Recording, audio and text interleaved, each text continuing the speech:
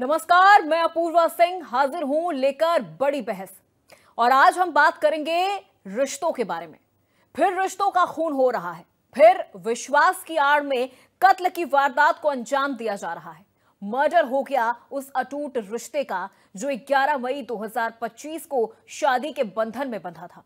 लहूलुहान हो गया उस कसम का जो राजा रघुवंशी और सोनम ने 7 फेरे लेते हुए 7 जन्मों का साथ निभाने का वादा किया था। होने वाली वारदात की अहम किरदार निकली राजा रघुवंशी की पत्नी सोनम रघुवंशी।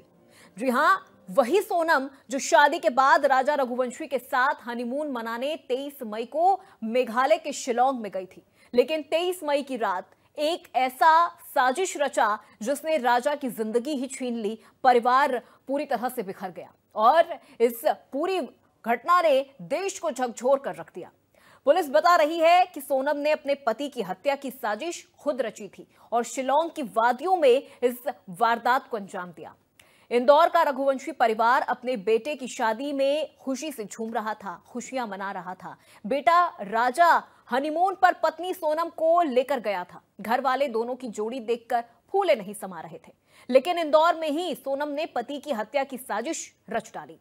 पुलिस की माने तो सोनम ने अपनी पति की हत्या की सुपारी दी, यानी कॉन्ट्रैक्ट दिया। कातिलों से लगातार वो टच में रही और पूरी प्लानिंग की कि कैसे राजा को मौत के घाट उतारना है। सब कुछ वैसा ही हुआ जैसा कातिलों को सोनम का हुक्म था। शिलोंग में कातिल राजा के इर्द गिर्द मंडराते रहे। सुनसान इलाका देखकर मौके का फायदा उठाया और राजा को बेरहमी से मार डाला। इंदौर का युवा कारोबारी साजिश का शिकार हो गया। इंदौर के राजा रघुवंशी हत्याकांड में 3 राज्यों का नाम जुड़ने से चर्चा भी काफी ज्यादा तेज हो गई है। फिलहाल मेघालय पुलिस ने पत्नी समेत 4 लोगों को गिरफ्तार कर लिया है और कई बड़े खुलासे का दावा कर रही है।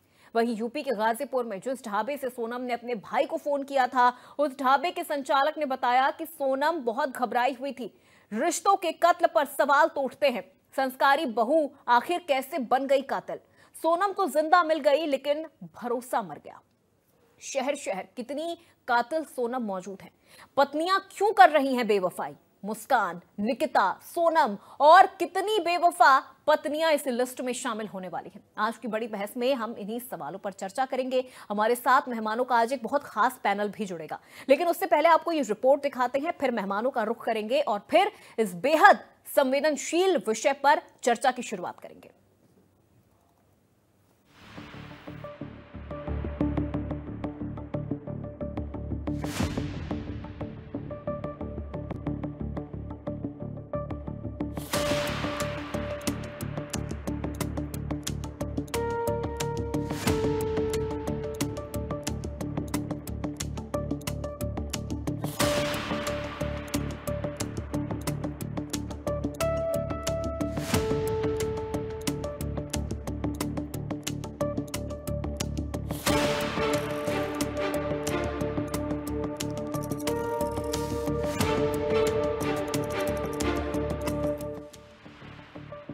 फिर रिश्ते का खून हो गया, फिर विश्वास की आड़ में कत्ल की वारदात को अंजाम दिया गया। मर्डर हो गया उस अटूट रिश्ते का जो 11 मई 2025 को शादी के बंधन में बंधा था। लहूलुहान हो गया उस कसम का जो राजा रघुवंशी और सोनम ने 7 फेरे लेते हुए 7 जन्मों तक साथ निभाने का वादा किया था। होने वाली वारदात की अहम किरदार निकली राजा रघुवंशी की पत्नी सोनम रघुवंशी। जी हां, वही सोनम जो शादी के बाद राजा रघुवंशी के साथ हनीमून मनाने 23 मई को मेघालय के शिलोंग में गई थी। लेकिन 23 मई की रात एक ऐसी साजिश रची गई जिसने राजा की जिंदगी छीन ली और पूरे देश को झकझोर कर रख दिया। पुलिस बता रही है कि सोनम ने अपने पति की हत्या की साजिश खुद रची थी और शिलोंग की वादियों में अंजाम तक पहुंचाया। इंदौर का रघुवंशी परिवार अपने बेटे की शादी से झूम रहा था, खुशियां मना रहा था। बेटा राजा हनीमून पर पत्नी सोनम को लेकर गया था। घर वाले दोनों की जोड़ी देखकर फूले नहीं समा रहे थे।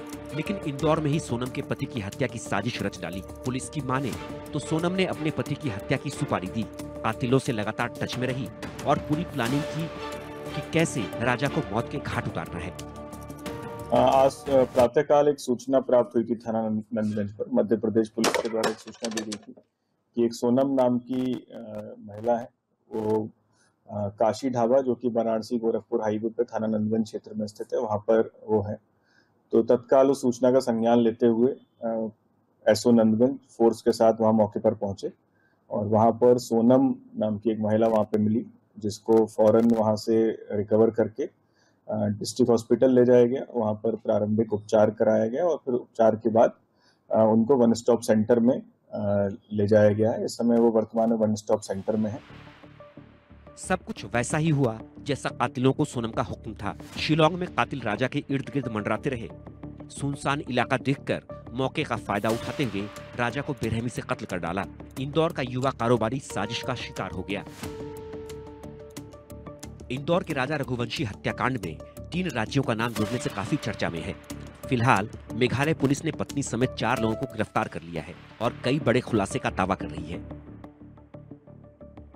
वहीं यूपी के गाजीपुर में जिस ढाबे से सोनम ने अपने भाई को फोन किया था, उस ढाबे के संचालक ने बताया कि सोनम बहुत घबराई हुई थी। रात के 1 बज रहे थे, हम यहीं पे थे, उधर वो पीछे से आती हैं, फिर वहाँ पे कुछ लोग बैठे रहते हैं फैमिली मेंबर, उनसे कुछ हेल्प मांगती है, मतलब मोबाइल तो नहीं देते हैं। फिर वो मेरे पास आती हैं, बोलती हैं कि भैया अपना मोबाइल दे दीजिए, कॉल करना है। तो हम वो हमसे फिर हम अपना मोबाइल उनको देते हैं, वो अपने फैमिली से किसी से बात करती, कुछ देर बात ही करती, फिर रोने लगती है। फिर हम उनके फैमिली से बात करते हैं, उनको बताते हैं वो यहाँ पे हैं, इस स्टेट में, इस जिले में, फिर कॉल कट हो जाता। उससे पहले हत्याकांड के बारे में कुछ और बताएं। आपको बताते हैं कि राजा हत्याकांड में अब तक क्या क्या हुआ। 11 मई सोनम और राजा की शादी हुई। 20 मई हनीमून के लिए मेघालय गए। 22 मई शिलोंग से बाइक किराए पर ली। 22 मई नोंगरियाट गांव में डबल डेकर पुल गए। 23 मई पुलिस को लावारिस बाइक की खबर मिली। 24 मई दोनों का परिवार से संपर्क टूट गया। 27 मई एमपी और मेघालय के सीएम की बात हुई। 29 मई तेज बारिश के कारण सर्च ऑपरेशन रुका। 30 मई दोबारा तलाश शुरू हुई, कुछ पता नहीं चला। 2 जून राजा की लाश मिली। 9 जून पत्नी की गिरफ्तारी। वहीं उत्तर प्रदेश पुलिस के एडीजी कानून व्यवस्था अमिताभ यश ने बताया कि सोनम रघुवंशी ने सुबह करीब 3 बजे अपने परिवार के लोगों को फोन कर बताया कि वो वाराणसी गाजीपुर मुख्य मार्ग पर काशी ढाबे पर मौजूद है।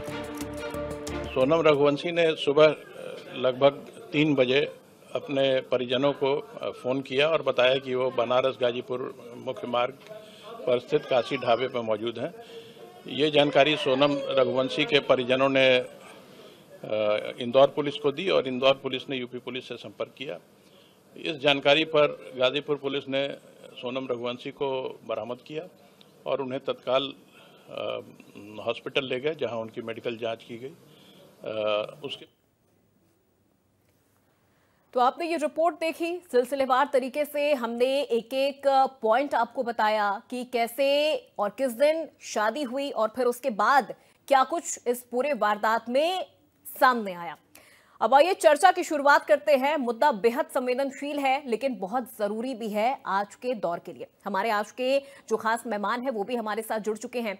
गुरलीन खोकर जो कि मनोवैज्ञानिक हैं वो हमारे साथ जुड़ चुकी हैं। गुरलीन जी बहुत स्वागत है आपका। एमसी द्विवेदी पूर्व डीजीपी हैं उत्तर प्रदेश के। द्विवेदी साहब आपका भी बहुत स्वागत है। ऋषिकेश कुमार अधिवक्ता हैं हमारे साथ जुड़ चुके हैं। ऋषिकेश जी आपका भी बहुत स्वागत है। और रूपा पांडे सोशल एक्टिविस्ट के तौर पर हमारे साथ जुड़ चुकी हैं। रूपा जी आपका भी बहुत स्वागत है। सबसे पहले गुरलीन जी, सवालों की शुरुआत मैं आपसे ही करूंगी क्योंकि आप मनोवैज्ञानिक हैं, आपका अनुभव ऐसे मामलों में काफी ज्यादा रहा है।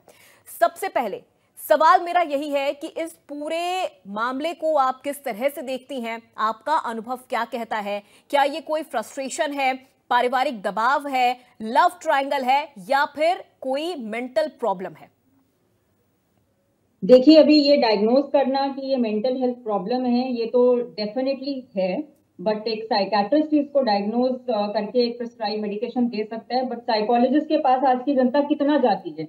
आजकल की जनता रिलेशनशिप्स में बिलीव ही नहीं करती है कि वो ये साइकोलॉजिस्ट के पास जाकर अपनी मानसिक हालत को बयान कर सके। आजकल उनको पार्टीज करना, शॉर्टकट टू मनी अर्न करना, ये सब ज्यादा अच्छा लगता है। तो एज अ मनोवैज्ञानिक मैं रिलेशनशिप्स को डील करते हुए ये बड़ा ही सैड महसूस कर रही हूँ कि रोज अखबारों में मैं देखती हूँ कोई किसी की हत्या कर रहा है और कोई ना कोई बहुत बड़ी ट्रेजेडी हो रही है, फैमिली का लॉस भी हो रहा है। और जो अब हुआ है वो होता ही जा रहा है। ये सिर्फ कुछ ही चैनल्स दिखा रहे हैं सच्चाई, और मनोवैज्ञानिक होने के नाते मुझे लगता है रिश्तों के चैनल खुलने चाहिए, रिलेशनशिप एजुकेशन स्कूलों में दी जानी चाहिए और कॉलेजेस में भी दी जानी चाहिए कि कैसे एक साइकोलॉजिस्ट होने के नाते, एक रिलेशनशिप नेविगेटर होने के नाते आपके जीवन की समस्याओं का हल किस तरीके से हम निकाल सकें। बहुत सोशल एक्टिविस्ट भी हमारे साथ जुड़े हैं, पुलिस भी जुड़ी है, देश की हर जनता यही जानना चाहती है कि क्या आखिरकार उसका मकसद रहा होगा। पैसा नंबर 1 हो सकता है। दूसरा, लव अफेयर। आजकल अगर पेरेंट्स प्रेशराइज करके बच्चों को अरेंज मैरिज करवा देते हैं तो ये जानकारी कुछ अलग नहीं है कि ये ऐसी हत्याएं हो सकती हैं। हमारे देश में कुछ पेरेंट्स अभी भी घरों में अरेंज मैरिज पे प्रेफर करते हैं और लव मैरिजेस को मना करते हैं, जो कि बहुत बड़ा मुद्दा है। और मनोवैज्ञानिक होने के नाते हम उनको प्रेशराइज नहीं कर सकते अगर वो हमारे सामने आकर बयान करते हैं और फिर ऐसे हत्याकांड होते हैं, जो कि बहुत ही सैड है। और ये फ्रस्ट्रेशन है कि दो लोग मिलके आपस में रह नहीं सकते। ये जो अभी हम देख रहे हैं लिव इन रिलेशनशिप्स में, मैरिजेस में, ये बढ़ता ही जा रहा है हमारे देश में। तो क्या हमारे देश में रिलेशनशिप नेविगेटर्स की जरूरत नहीं है? मुझे लगता है जरूरत है, और हमें अपने परिवार से ज्यादा बाहर वालों के गाइडेंस की, जो कि ये रिश्तों को जानते हैं, पहचानते, एक्सपीरियंस से बात कर सकते हैं, हमें इन पर भी पैसा खर्च कर कर जाना चाहिए। अगर पेरेंट्स खुद नहीं सॉल्व कर सकते ये इश्यूज, तो इन लोगों के पास जाकर हमें अपना खुद का चेकअप कराना चाहिए। Relationship is a maintenance. अगर हम उसको उस तरीके से नहीं लेंगे, जैसे हम अपनी बॉडी में कुछ होता है, फिजिकल हेल्थ खराब होती है, हम डॉक्टर्स के पास जाते हैं। मुझे लगता है हमारी जनता को तो साइकोलॉजिस्ट और साइकाट्रिस्ट के बीच में भी डिफरेंस नहीं पता है। बड़ी सैड बात है ये। मैं इंडिया न्यूज के माध्यम से कहना चाहूंगी कि लोगों को थोड़ा सा ज्ञान आना चाहिए कि मॉडर्न जनरेशन के साथ साथ अगर पेरेंट्स भी थोड़ा अपना व्यू पॉइंट, आउटलुक चेंज करें तो बहुत बेहतर होगा। और स्कूल्स में भी रिलेशनशिप नेविगेटर्स को इनरोल करना चाहिए स्पेशल एडहॉक बेस पे, कि 2 घंटे 3 घंटे वो जाकर ये समझाएं कि अगर आप किसी रिश्ते में घुसते हैं तो क्या चीजें करनी है और क्या चीजें नहीं करनी, क्या चीजें जायज है और क्या चीजें नहीं जायज। बिकॉज अगर हम ये नहीं करेंगे तो आज कोई किसी का बेटा गया, किसी की बेटी जाएगी, ये सिर्फ एक जेंडर को हम नहीं प्रेजेंट कर रहे हैं, हम पूरे देश को प्रेजेंट कर रहे हैं। तो प्रधानमंत्री ने मन की बात की है, तो मैं रिश्तों की बात शुरू कर रही हूँ कि ये बहुत जरूरी है। हमारा देश अब जागे, हमारे ग्राहक अब जागे, जो लोग रह रहे हैं, परिवार जागे, बच्चे जागे, और हर एक कॉलेज और यूनिवर्सिटी में, हर एक प्रोफेशन में एक रिलेशनशिप नेविगेटर का होना बहुत। बिल्कुल गुरलीन जी, आपने जेंडर की बात कही तो हम इसे किसी एक जेंडर से बांध के नहीं देख सकते हैं। द्विवेदी साहब, मैं आपके पास आऊंगी, क्योंकि अब इसे लीगल तरीके से भी देखा जा रहा है, क्योंकि इस मामले को अब लीगल तरीके से डील किया जा रहा है। कई बार ऐसा होता है कि हमारा कानून महिलाओं के मामले में थोड़ा लचीला हो जाता है। क्या इन चीजों का दुरुपयोग किया जा रहा है? क्या ऐसा महिलाओं के दिमाग में है कि अगर हम ऐसा कोई क्राइम कर रहे हैं या हम किसी से करवा रहे हैं तो ज्यादा से ज्यादा हमें क्या ही सजा हो सकती है? क्या ये लचीलापन है या फिर ये किसी तरह की लापरवाही है? मैं नहीं समझता कि कोई लचीलापन है कानून में महिलाओं के प्रति, परंतु मैं समझता हूँ कि ये ज्यादा प्रभाव अपब्रिंगिंग का है। देखिए, हम लोग वेस्टर्न कल्चर को अपना रहे हैं, जिसमें कि यह है कि it is my life, I will do whatever I like with my life, ये हो रहा है।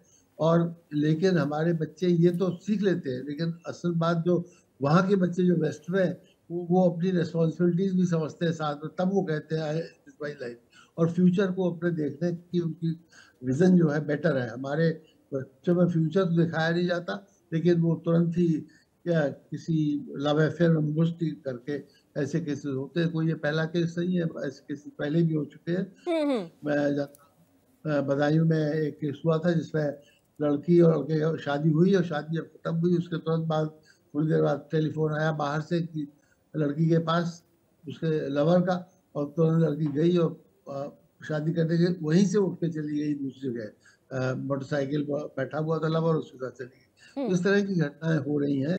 वर्तमान घटना में भी स्पष्ट है कि प्रॉपर संस्कार न तो माता पिता से लड़की को मिले होंगे, न समाज से मिले होंगे, और न जो उसने सीखा होगा बाहर से, दोस्तों से, कहीं से, वहाँ से मिले होंगे।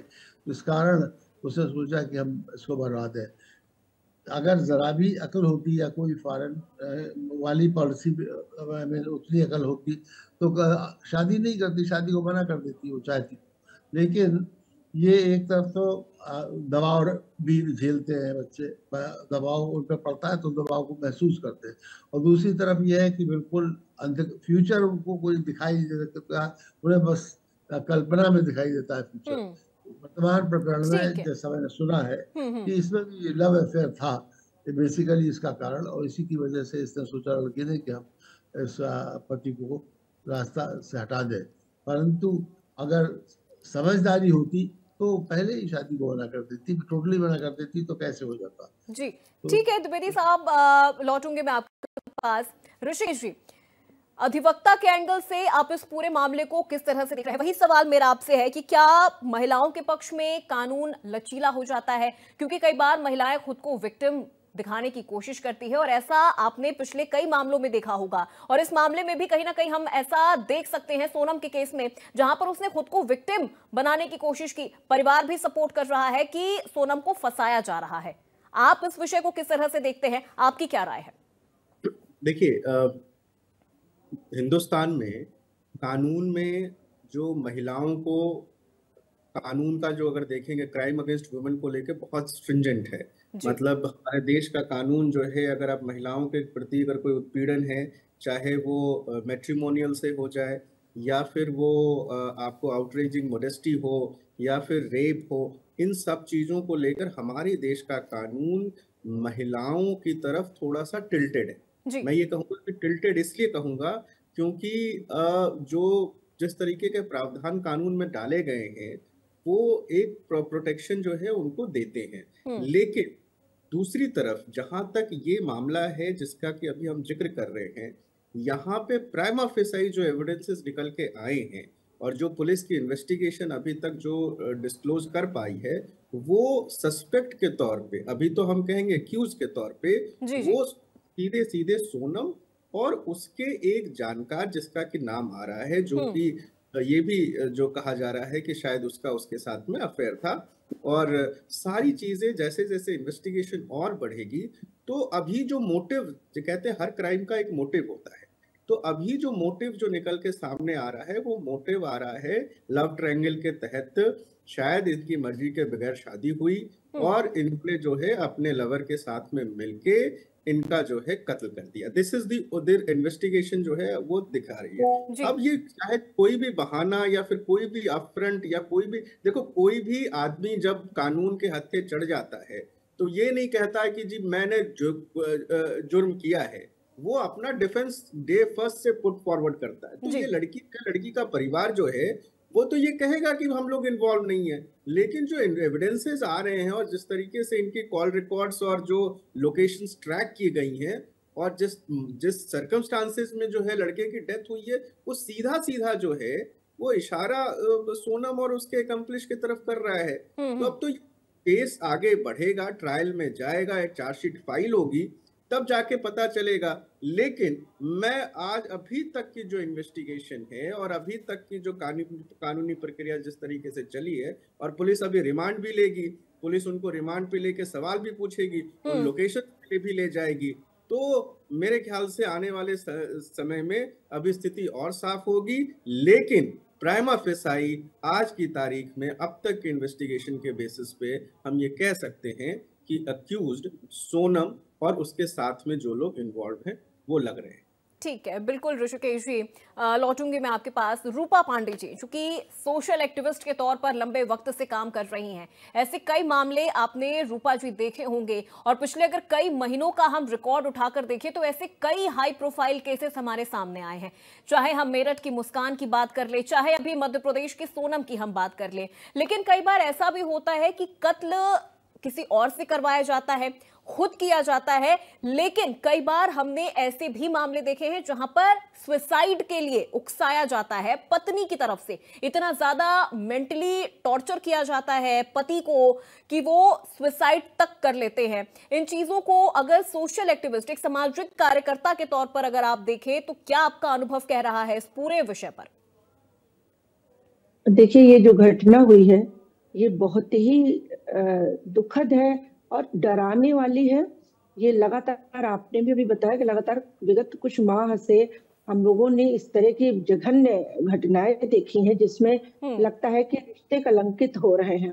एक पति पत्नी का रिश्ता विश्वास का सबसे बड़ा रिश्ता कहलाता है और जीवन साथी होते हैं, लेकिन अब मुझे लगता है कि रिश्तों की कसावट बुनावट में कहीं कोई कमी रह जा रही है। और जब ऐसी स्थितियां आती हैं कि कोई किसी की हत्या कर रहा है या इतना पीड़ित कर रहा है कि उसका जीवन साथी आत्महत्या कर ले, तो ये मैं समझती हूँ कि ये सभ्य समाज के लिए अब बड़ी एक दुरूह स्थिति आई है और इसका एक साइड इफेक्ट पड़ने वाला है महिला सशक्तिकरण के अभियान पर। क्योंकि अगर महिलाओं की इतनी ज्यादा इमेज खराब होती जा रही है तो इसका गलत फायदा भी लोग उठा सकते हैं कि अगर किसी ने क्राइम नहीं किया या क्रिमिनल कोई और है तो वो सीधे तौर पर इस पर डाल देंगे, क्योंकि कहते हैं कि ये एक नैरेटिव सेट होना शुरू हो जाता है। तो ये एक समाज के लिए बहुत तगड़ा अलार्म है कि विवाह और तलाक के मसलों में थोड़ा सामाजिक व्यवस्था में थोड़ा सा सरलता लानी होगी। तलाक की प्रक्रिया भी काफी अभी जटिल है और विवाह में तो अभी पूरी बात हुई है किस लेवल के दबाव झेलने पड़ते हैं और लड़कियां ना उस चीज को एक्सेप्ट कर पाती हैं और ना उस रिश्ते को चला पाती हैं और फिर आत्मघाती कदम उठाती हैं। ये आत्मघाती कदम है, इसमें एक निर्दोष युवक की जान तो गई ही गई है, सोनम का भी पूरा जीवन बर्बाद हो चुका है। तो ये मुझे लगता है कि अभी इस पर बात हुई है कि विद्यालयों में इस तरह के शिविर लगाए जाएं, बच्चों का बहुत अच्छे से दिमाग में उनके बात डाली जाए कि रिश्तों की क्या अहमियत है, वो चाहे माता पिता के रिश्ते हो या फ्रेंड्स के आपस में रिश्ते हो या विवाह के बाद पति पत्नी के। तो समाज को भी आगे आना होगा, कानून व्यवस्था को भी थोड़ा सुदृढ़ होना होगा और मुझे लगता है तलाक के मसले को इतना हवा नहीं बनाया जाना चाहिए। सीधे तौर पर अगर किसी की शादी हो भी गई है बहुत दबाव के साथ तो उसको तलाक का रास्ता सरल नजर आए, बशर्ते इसके कि वो किसी का प्राण ले ले, किसी की जान ले ले और स्वयं के साथ साथ कई लोगों की जिंदगियां बर्बाद करे। बिल्कुल रूपा जी, क्योंकि बहुत सारे रास्ते होते हैं अलग होने के। आप म्यूचुअली अलग हो सकते हैं, आप शादी ही ना करें, आप इन चीजों से इनकार कर दे, लेकिन किसी की जान ले लेना ये समस्या का समाधान नहीं है। गुरलीन जी, क्योंकि देखिए मनोवैज्ञानिक की दृष्टि से अगर देखा जाए तो क्या किसी महिला या किसी पुरुष की भी अगर हम बात करें, हम यहाँ किसी एक पर्टिकुलर जेंडर को लेकर नहीं चल रहे हैं, हम महिला और पुरुष दोनों की बात कर रहे हैं, क्या उनके बिहेवियर में, उनके बातचीत में, उनके रवैये में हम इन चीजों को भांप सकते हैं कि इनका इरादा थोड़ा अलग है, एक नेगेटिविटी इनके दिमाग में नजर आ रही है? क्या इन चीजों को भांपा जा सकता है? बिल्कुल, पर्सनालिटी टेस्ट होते हैं और उससे पहले जब हम लोग शादी.com, डिजिटल मीडिया इतना हम लोग आजकल यंगस्टर्स फॉलो कर रहे हैं, इवन पेरेंट्स भी प्रेफर करते हैं कि बच्चे खुद ही ढूंढ लें अपने रिश्ते। तो मेरा तो यही कहना है कि अगर आप आइडेंटिफाई करना ही चाहते हैं तो पेरेंट्स को भी ये जानना बहुत जरूरी है और बच्चों को भी कि काउंसलर्स के पास, मनोवैज्ञानिकों के पास जाना बहुत जरूरी है। क्योंकि लोग सोचते हैं जब हम पागल हो जाते हैं तभी हमें जाना चाहिए। आज तक मैं यही सुनती आ रही हूँ और मैं लोगों का माइंड बदलती जा रही हूँ कि देखिए ऐसा है कि जब हमारी बॉडी दुखती है तो हम डॉक्टर के पास जाते हैं, तो माइंड अगर हार्मोन्स ऊपर नीचे लड़की की बॉडी में हो रहे हैं तो हम क्यों नहीं ये बातों पे, सेक्स एजुकेशन पे क्यों बात नहीं करते हैं फैमिली में, क्यों छुप जाते हैं? एडवर्टाइजमेंट सेलिब्रिटीज कर रहे हैं, एंडोर्स कर रहे हैं बड़े ब्रांड्स को, बट जब रिश्तों की बात आती है तो कहाँ कोई रिश्तों को इतनी कदर दे रहा है कि हम ये बता पाए कि किसी की बॉडी में क्या चल रहा है और माइंड में क्या चल रहा है। Woman is more prone for hormonal fluctuations और ये साइंस भी कहती है और रिसर्चेस भी हुए हैं कि अगर आप देखेंगे डिवोर्स के रेट्स हायर हैं according to American Heart Association, भी कार्डियक हेल्थ पे भी इफेक्ट करता है। जी। तो मैं ये कहना चाहूंगी यंगस्टर्स से भी कि डिप्रेशन और स्ट्रेस जो वर्क प्लेसेस में भी होता है, ये भी कई बार आपको इतना मनी माइंडेड बना देता है कि आप रिश्ते बिहेवियर की वजह से नहीं कर रहे हैं कि किसी का बिहेवियर अच्छा है, आप इसलिए कर रहे हैं क्योंकि किसी के पास गाड़ियां हैं, बंगले हैं, किसी के पास ज्यादा पैसा है। So you know things have become materialistic. आज की डेट में आप विवाह कर रहे हैं किसी से खुशी लेने के लिए, जबकि खुशी अपने अंदर से आती है। और जब आप डिप्रेशन में होते हैं आपको यही नहीं पता कि आप क्या कदम उठा रहे हैं, आप ड्रग अब्यूज कर रहे हैं, आप पिल्स पर हैं, आपकी मेडिकल हिस्ट्री में लड़कियां क्या खा रही हैं, हार्मोनल पीसीओडी होता है लड़कियों को, पेरेंट्स नहीं बताते, छुपाकर चीजें शादी की जाती हैं, अरेंज मैरिजेस होती हैं, तो क्यों ही हम खुलकर बताते और खुलकर हम लोगों के पास जाते हैं। मनोवैज्ञानिक के पास जाने का मतलब है अपनी जिंदगी को सरल बनाना, और रिलेशनशिप नेविगेटर्स यहाँ बहुत बड़ा काम कर सकते हैं। जैसे ही हम गूगल मैप को ढूंढकर कोई जगह पे जाते हैं, हमारे लिए मैप बनाए कि हमें यहाँ से यहाँ जाना है, वैसे ही रिलेशनशिप नेविगेटर्स आज की डेट में बहुत जरूरी हैं। कोई समस्या है तो ये किसी की जान लेने से बेहतर है कि हम उनके पास जाकर पूछें हमें ये इशू है, इसका क्या ऑल्टरनेटिव हो सकता है। ऐसा नहीं है कि दुनिया में ऑल्टरनेटिव्स नहीं है, but killing someone, stabbing someone every day, मैं इन शॉर्ट्स में पढ़ती हूँ, every day there 10 odd cases जहां पर कोई पार्टनर ने किसी के साथ एक्स्ट्रा मैरिटल अफेयर किया, और फिर साइकेट्रिक डिसऑर्डर्स होते हैं जिसमें लोग ये हरकतें कर देते हैं। नार्सिसिज्म इज वन, लोगों को यही नहीं पता नार्सिसिस्ट पर्सनालिटी क्या है, जो कि कंट्रोल करती है, जो दिखाना चाहती है, बहुत स्मार्ट होते हैं, कनिंग होते हैं, ब्रेन में शार्प होते हैं, अपना कंट्रोल दूसरों पे थोपने के लिए आगे क्राउड में प्रेजेंट करते हैं अपने आप को बहुत स्मार्ट। ऐसे कई केसेस हुए हैं फॉरेन कंट्रीज में, इंडिया में, लोगों को पता ही नहीं है। डिल्यूजनल डिसऑर्डर्स में अभी जो हाल ही में एक दिल्ली कैंट में केस हुआ अप्रैल में, वहां पर भी पार्टनर की स्टैब करके हत्या की गई है। उसमें बिल्कुल गुरलीन जी, मैं आपको बीच में रोकना चाहूंगी, इस बीच एक बड़ी जानकारी आ रही है सामने, और ये लाइव तस्वीरें गाजीपुर से, ये लाइव तस्वीरें हम आपको दिखा रहे हैं। सोनम रघुवंशी मामले में जुड़ी ये लाइव तस्वीरें हम आपको दिखा रहे हैं। सोनम रघुवंशी मामले से जुड़ी हुई, और यहां पुलिस की गाड़ियां यहां से निकलती हुई नजर आ रही है। सोनम रघुवंशी मामले में सोनम को लेकर जाया जा रहा है, पुलिस ने गिरफ्तार कर लिया है सोनम रघुवंशी को गाजीपुर से, और अब इस पूरे विषय को एक अलग एंगल से जांचा जा रहा है, परखा जा रहा है। चलिए सीधे चर्चा की और हम एक बार फिर से रुक कर लेते हैं। गुरलीन जी, एक सवाल और यहां पर मेरा आपसे, जैसे आप ये कह रही हैं कि इन चीजों को भांपा जा सकता है पहले से, लेकिन कई बार हम ये चीजें भी देखते हैं, जैसे अभी हम सोनम के ही केस की अगर बात कर ले, अगर हम उसकी शादी के फोटोज को देख ले, उसकी शादी के वीडियोस को देख ले, तो वो नॉर्मल एक किसी लड़की की तरह है जिसकी अरेंज मैरिज हो रही है, वो शादी कर रही है, पूरी तरह से वो नॉर्मल नजर आ रही है। हाँ जी, लेकिन वो आपको फोटोग्राफ में नजर आ रही है, उसके पीछे का बैकग्राउंड किसने चेक किया और कब तक उसके पेरेंट्स ने ये चेक किया, और लड़के वालों ने भी कितनी जांच करवाई, शादी करने से पहले कितने महीने वो लोग, एंगेजमेंट कब हुई, ये सब जानना परिवारों से, दोनों से बहुत जरूरी है। जबकि अभी ये कांड हो चुका है तो कोई खुलकर ये बात नहीं बताएगा कि ये कब से मिल रहे थे, जा रहे थे।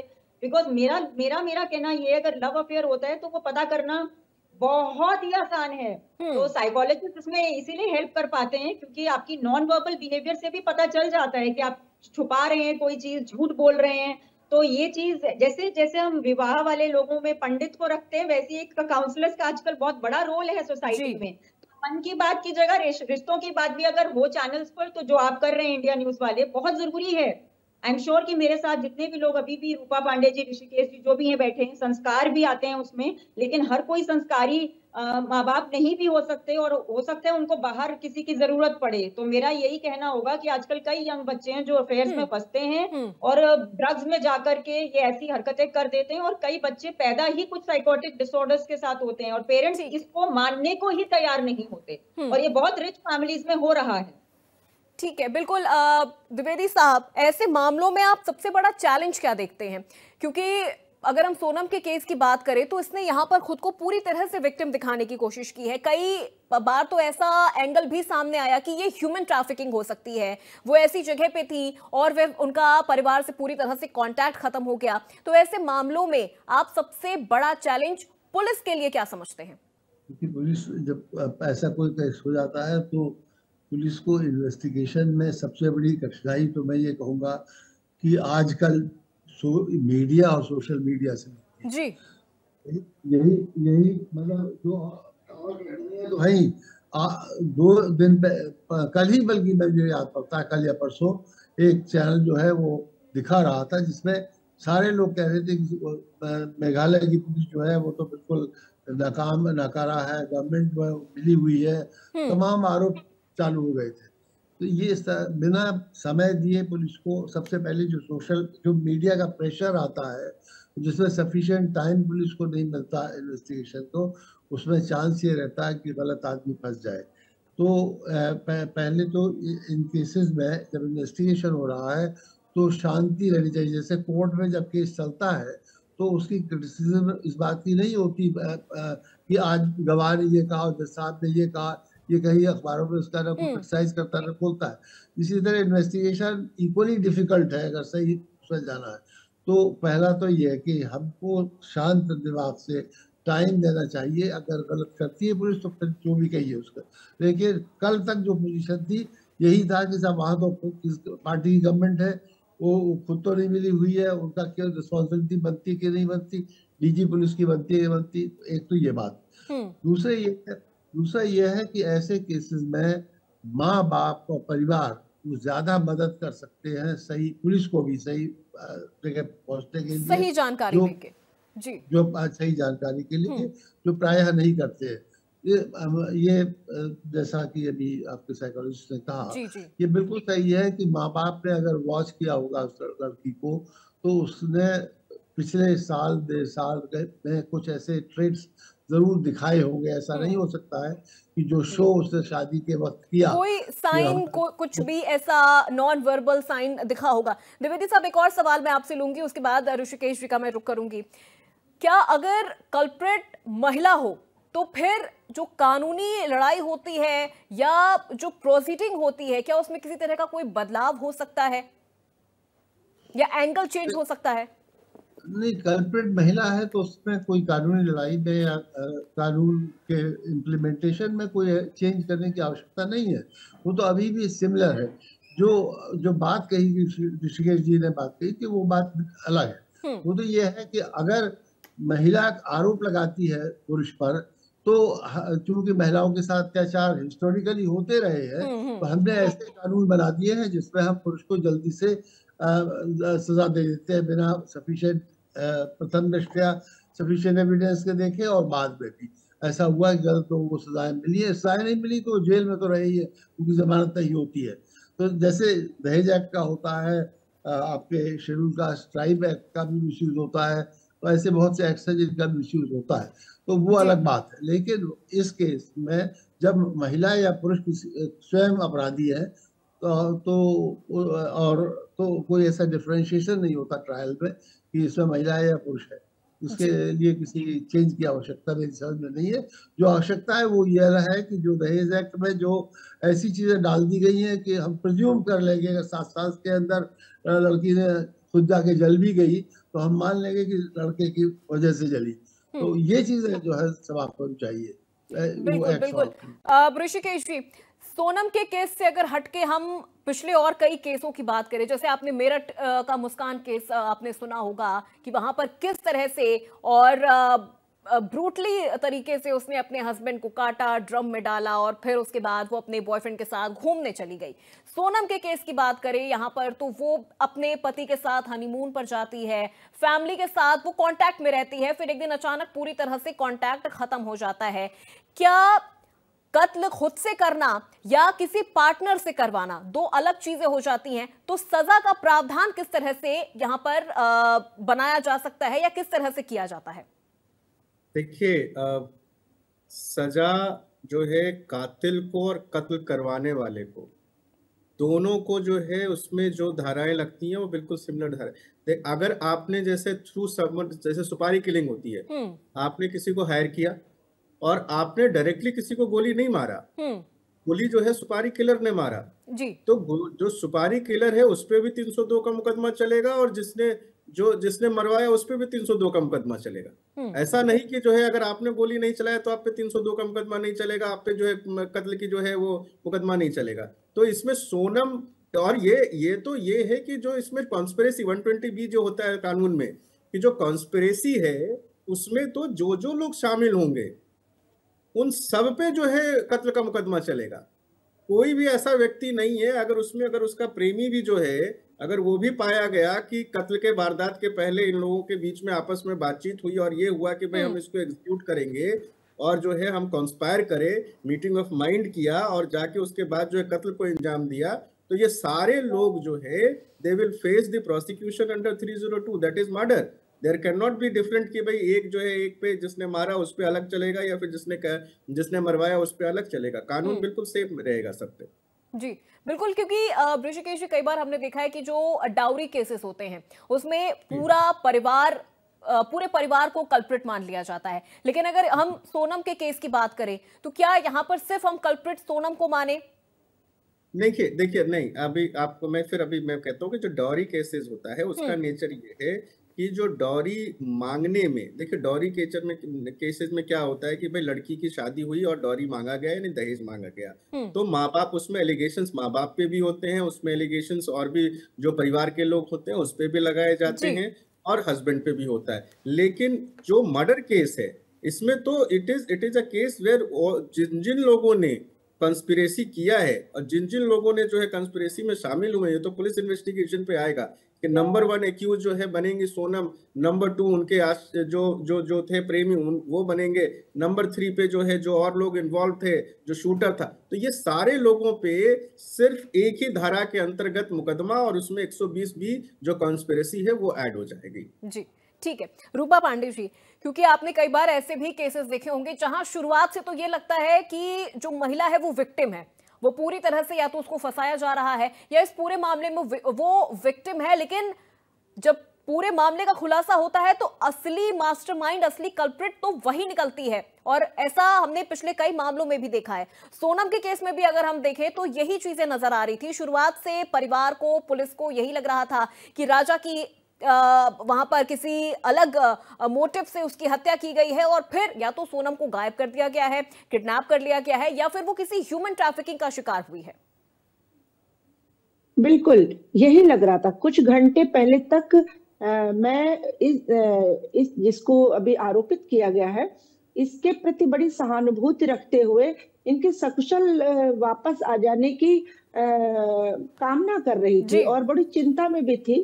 और शिलांग जैसी पर्यटन का इतना अच्छा स्थल है वो अब मुझे अनसेफ लगने लगा था और लगता था कि यहाँ वहाँ कोई ऐसा गिरोह सक्रिय है जो ये न्यूली कपल को शिकार बनाते हैं और पुरुष को मार देते हैं। जैसा बातें निकल कर आ रही थी कि मानव तस्कर वगैरह है, कुछ बांग्लादेश का हाथ है या है, तो ये इस दिशा की ओर सबकी मानसिकता थी। ऐसे में सुबह उठते ही तगड़ा झटका सबको लगता है जब ये पता चलता है कि सोनम तो मिल गई है और उसी पर शक की सुई जा रही है पूरी तरीके से। तो ये मुझे लगता है समाज भी एकदम से स्तब्ध रह गया है और भय से और ज्यादा भयभीत हो गया है कि जिसको हम बड़ा इनोसेंट समझ रहे थे, जिसके लिए बड़ी मन्नतें मानी जा रही थी कि वो किसी तरह आ जाए। इनफैक्ट उसके ससुराल वाले भी उसके लिए बहुत पोलाइट होकर बात कर रहे थे। आज दोपहर तक भी उन्होंने बहुत पोलाइट होकर ही बात किया कि जब तक उसका बयान सामने नहीं आ जाता और तीनों जो गिरफ्तार हुए हैं उनका आमना सामना नहीं हो जाता तब तक हम अपनी बहू को कुछ नहीं कह सकते। उसका व्यवहार हमारे प्रति अच्छा था। तो ये जो केस हुआ है ये बहुत रिसर्च का विषय है। मुझे लगता है बड़ा पेचीदा सा ये केस है और अब देखिए इसमें जांच कहाँ ले जाती है, कहाँ पर कौन हत्यारा है, ये जांच के बाद स्पष्ट होगा। लेकिन समाज के लिए डर बहुत बड़ा पैदा हुआ है। जी बिल्कुल रूपा जी, समाज के लिए ये डर भी है, कहीं ना कहीं पुरुष समाज के लिए भी एक बहुत बड़ा चिंता का विषय हो गया है।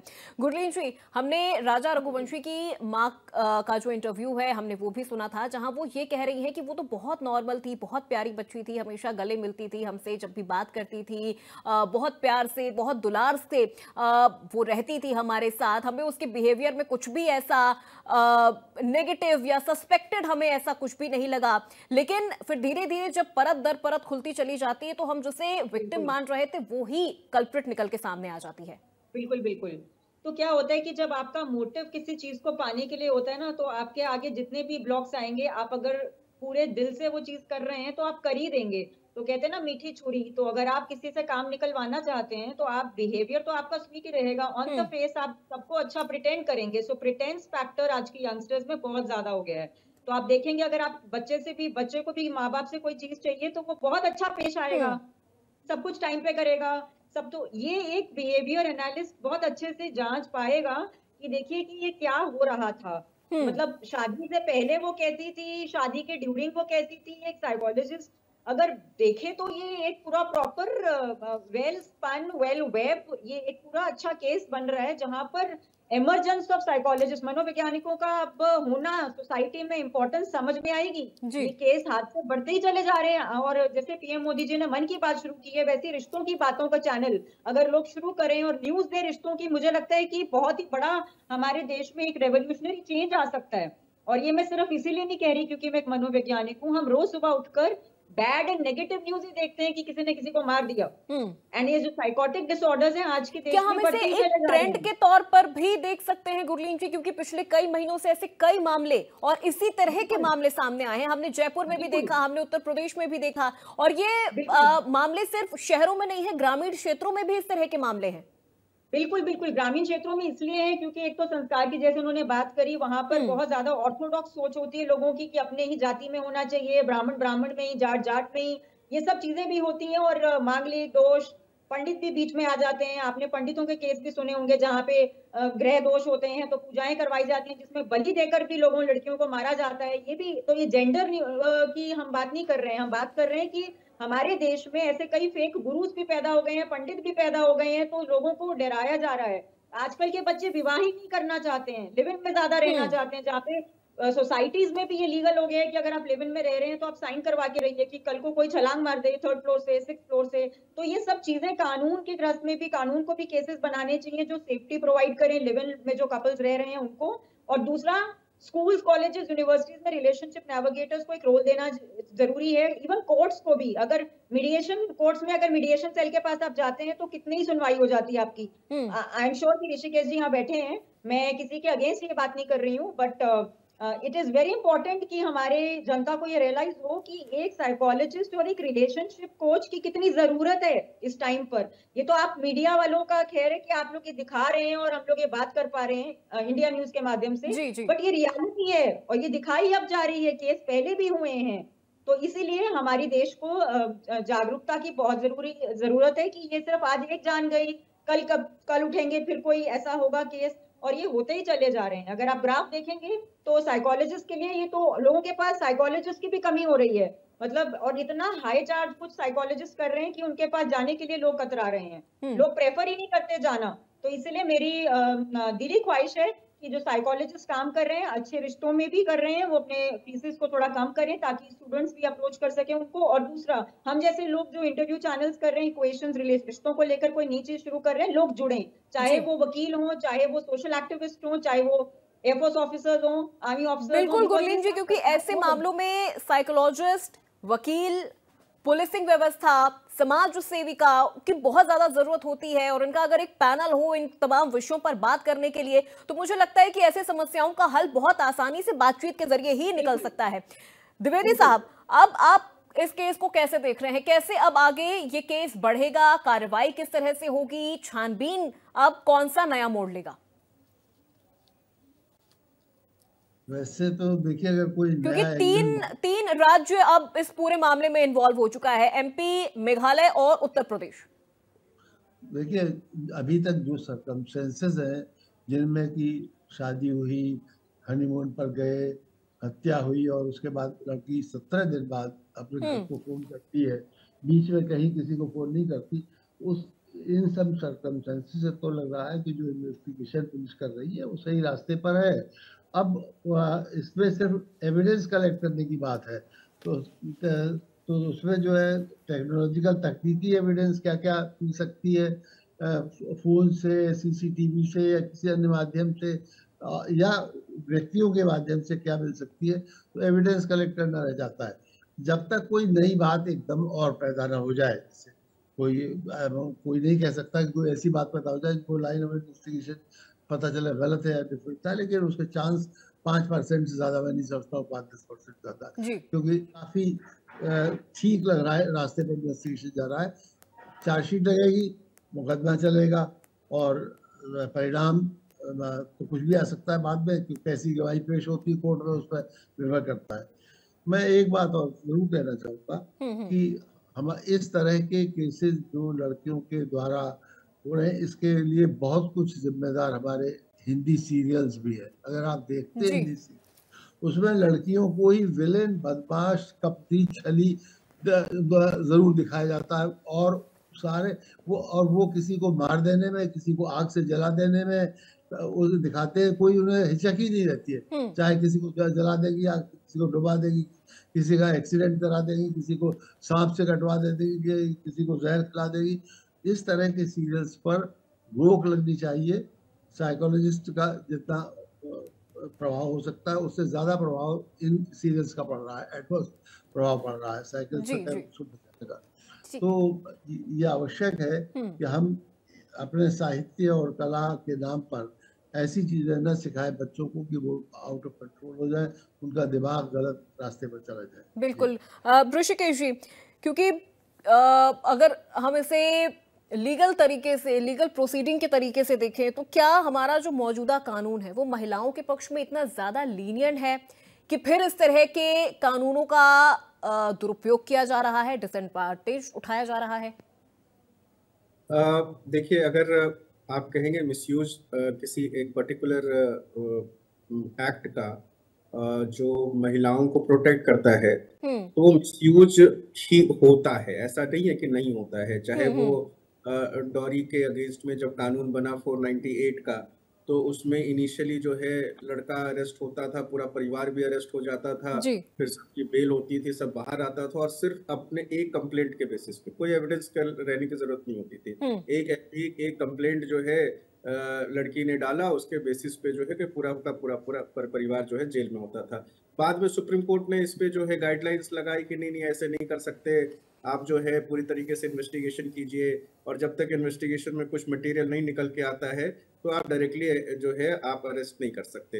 तो उससे थोड़ा सा, इसके अलावा जो सेक्सुअल ऑफेंसेस के लेकर केसेस है उसमें भी आप देखें कि जो जिस तरीके से एलिगेशंस लगाए गए हैं, बहुत सारे टाइप ऐसा होता है कि जो निर्दोष होता है उसको, या फिर कोई प्रॉपर्टी डिस्प्यूट होता है उसमें जो है फंसाने के लिए महिलाओं को इस्तेमाल किया जाता है और वो एफआईआर दर्ज की जाती है और बाद में जब मामला पता चलता है कि नहीं इसके पीछे तो और कोई और भी डिस्प्यूट था।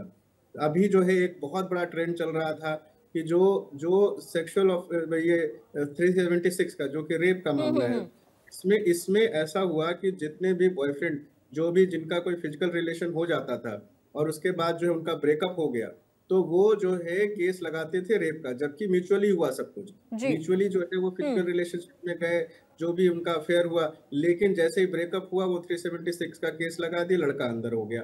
तो इस तरीके से जिस तरीके का ट्रेंड चला और जिस तरीके से कानून ने एक तरफा कार्रवाई करी, तो उससे ये लगता है कि हाँ, आज के संदर्भ में ऑल्दो हिस्टोरिकली जो है अगर देखें, अगर कंपैरिजन करें तो बहुत इसका इतिहास ऐसा रहा है कि वुमेन जो है वो प्रताड़ित हुई हैं, उनके साथ गलत हुआ इसलिए कानून बनाए गए, लेकिन अब जो है ट्रेंड थोड़ा चेंज होता दिख रहा है। मिसयूज खबरें ज्यादा आती हैं, जो जिस तरीके से कानून को जो है एक महिलाओं का जो है वो ढाल बना के जो इस्तेमाल किया जा रहा है, उसका जो है ट्रेंड जो है वो ज्यादा बढ़ता चला जा रहा है और जो जेन्युइन केसेस हैं उनकी संख्या जो है अब जो है कम से कम होती दिख रही है। बिल्कुल।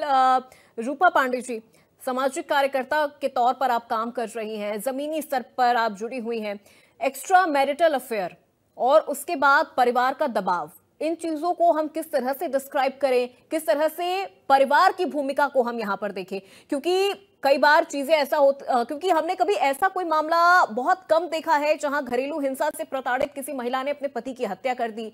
वो उन सिचुएशन में या तो वो पुलिस की मदद लेती है या अपने परिवार की मदद लेती है, लेकिन जब बात एक्स्ट्रा मैरिटल अफेयर की आ जाती है तब फिर उसका अंजाम हमें कुछ इस तरह से खूनी अंजाम देखने को मिलता है, या तो फिर ये पूरा मामला हत्या पर ही जाकर खत्म होता है। हाँ बिल्कुल। देखिए, समाज में चारित्रिक पतन बहुत ज्यादा मात्रा में हो रहा है और उसका एक और कारण है क्योंकि हमारे यहाँ विद्यालयों में हमारे जमाने में नैतिक शिक्षा एक विषय होता था और क्लास का पहला जो पीरियड होता था वो नैतिक शिक्षा, व्यायाम, ये सब व्यायाम भी, मेडिटेशन, व्यायाम, ये किसी भी इंसान को मस्तिष्क को स्वस्थ रखने के लिए बड़े कारगर होते हैं। तो बच्चों के लिए स्कूल विद्यालय में नैतिक शिक्षा, व्यायाम प्रॉपर इसकी व्यवस्था की जाती थी। अब वो नदारत है, अब सिर्फ अंक नंबरों की दौड़ में विद्यालय और बच्चों के बीच में है और विद्यालय में भी अपराध शामिल हो चुका है। वहां पर भी बहुत सारे ऐसे मामले आए, मैं कई बार ऐसी डिबेट्स में शामिल हो चुकी हूँ जहां बहुत किशोर बच्चे या किशोर लड़कियां, उनके द्वारा अपराध हो गए, वो अबोध हैं लेकिन उनसे अपराध हो जाते हैं। तो मुझे लगता है चरित्र निर्माण का जो एक लक्ष्य होता है, किसी भी समाज को स्वस्थ रखने के लिए मनुष्यों के अंदर चरित्र निर्माण का एक लक्ष्य होता था, उसको हम कहीं ना कहीं अब इस वक्त भूल रहे हैं। और माता पिता ये भी नहीं जान पाते हैं कि हमारा बच्चा किसके संगत में है, क्या अच्छा बुरा सीख रहा है। मोबाइल के युग में तो बहुत ही ज्यादा दिक्कत हो गई है, घर में एक ही हॉल में बैठकर सब अपने अपने मोबाइल को चलाते रहते हैं। तो एक जो संवाद था वो भी कहीं ना कहीं भंग हुआ है माता पिता के। और माता पिता के जो स्वयं के भी रिलेशन है, उनमें भी अगर कहीं मजबूत नहीं है, जिन घरों में माता पिता के रिलेशन, वहां मैंने देखा है कि बच्चे भटकाव का शिकार होते हैं और वो मनमर्जी करते हैं, अपना फ्रस्ट्रेशन वो कहीं निकालते हैं। तो मुझे लगता है कि ये जो आ जा रहा है कि शादी के बाद के भी रिश्ते और इस तरह के लिव इन रिलेशन, ये सब मुझे लगता है कि बड़ी कमजोर मानसिकता की निशानी है। और इस कमजोर मानसिकता को नैतिक शिक्षा को बढ़ावा देकर ही दूर किया जा सकता है। जी बिल्कुल, बहुत शुक्रिया हमारे सभी मेहमानों का। चर्चा को यहीं पर समाप्त करना होगा। विषय क्योंकि बहुत ज्यादा संवेदनशील था और उस पर चर्चा करना भी बहुत ज्यादा जरूरी हो जाता है, तो हमारे सभी मेहमानों का, हमारे सभी पैनलिस्ट का हमारे साथ इस चर्चा में जुड़ने के लिए कहना चाहूंगी। जी बिल्कुल बिल्कुल गुरलीन जी, एक लाइन, हेल्दी रिलेशनशिप मॉडल्स अगर प्रेजेंट किए जाएं मीडिया में और रियल हीरोज दिखाए जाएं कि हेल्दी रिश्ते में भी लोग रह सकते हैं, तो शायद लोग शादी से नहीं डरेंगे और रिश्तों से भी नहीं डरेंगे। बिल्कुल, ये बहुत अच्छा मैसेज आपने दिया, क्योंकि अभी जिस तरह के मामले लगातार हम देख रहे हैं उससे कहीं ना कहीं पुरुष समाज में एक डर और एक इनसिक्योरिटी की जो भावना है वो उनके दिमाग में कहीं ना कहीं नजर आ रही होगी। बहुत शुक्रिया हमारे सभी मेहमानों का, सभी पैनलिस्ट का इस चर्चा में हमारे साथ जुड़ने के लिए। तो देखिए, हमने इस पूरे विषय को मनोवैज्ञानिक दृष्टिकोण से भी देखा, कानून व्यवस्थाओं के दृष्टिकोण से भी देखा और सामाजिक कार्यकर्ता के तौर पर भी हमने इस पूरे विषय पर चर्चा की है। हालांकि सोनम रघुवंशी का मामला इस वक्त पुलिस के पास है। पुलिस इस पूरे मामले में तफ्तीश कर रही है, हर एंगल से इस पूरे मामले को खंगाला जा रहा है, छानबीन जारी है। अब इस पूरे मामले का नतीजा क्या निकल कर आता है वो तो देखने वाली बात होगी, लेकिन इन तमाम चीजों में एक चीज बहुत कॉमन निकली है, वो ये है कि परिवार का एक सपोर्ट और जो मनोवैज्ञानिक स्थिति होती है वो समझना भी बहुत जरूरी हो जाता है अपने करीबियों का। तो आज की इस चर्चा में मेरे साथ बहुत इतना ही, और प्रदेश की तमाम खबरों के लिए आप देखते रहिए इंडिया न्यूज उत्तर प्रदेश उत्तराखंड।